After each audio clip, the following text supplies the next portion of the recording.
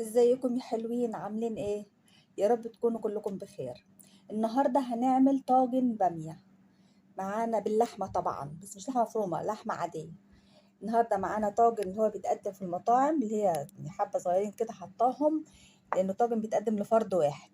وطبعا معاه ربع كيلو باميه وقرن الفلفل الجميل بتاعنا، ومعانا عصير طماطم، وكمان معلقه معجون طماطم، والحدق بتاعنا ملح وفلفل وكمون، وما ننساش معلقه صغيره السكر بتاعتنا، ومعانا فصين توم مهروسين، ومعلقه السمنه. وطبعا مش هننسى البصل، بس البصل هقول لكم احنا حاطينه فين، واللحمه كمان عاملين فيها ايه. تعالوا معايا ونشوف. هنا اللحمة بتاعتنا جبنا بصلاية كبيرة خرطناها شرايح، اللي هي جناح العصفورة، وشوحنا اللحمة شوية مع السمنة وشوية زيت صغيرين، وحطينا فلفل فقط، مش هنحط الحدق دلوقتي عشان اللحمة ما تغيبش معانا في السوا. وبعدين حطينا عليها كوباية مية مغلية عشان تستوي مع بعض. بعد كده هناخد قطعة لحمة أو قطعتين حسب الفرد الطاجن اللي معانا، وبعدين نحط معجون الطماطم وصلصة الطماطم وندخلها الفرن ونغطيها طبعا بورق فويل. هوريكم الخطوات دي مع بعض. نزلنا هنا بالصلصة فوق اللحمة بشربتها بالبصل بكله، وحطينا معجون الطماطم.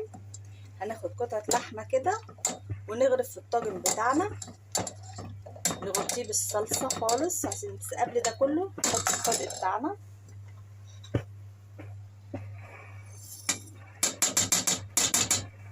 بسم الله الرحمن الرحيم. حطينا طبعا معلقة السمنة جميلة جدا، وشغلنا الفرن علشان يبقى سخن واحنا بنحط الحاجة، واللحمة والبامية ما تغيبش معانا. عايزين نقي حتة لحمة كبيرة حلوة كده ونحط في الطاجن بتاعنا.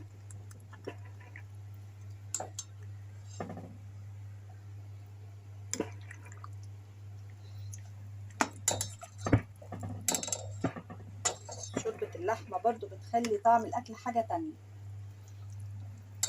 وإن اللحمة بتاعتنا غليت فنحاول إيه نقسم الكيلو على يومين مثلا.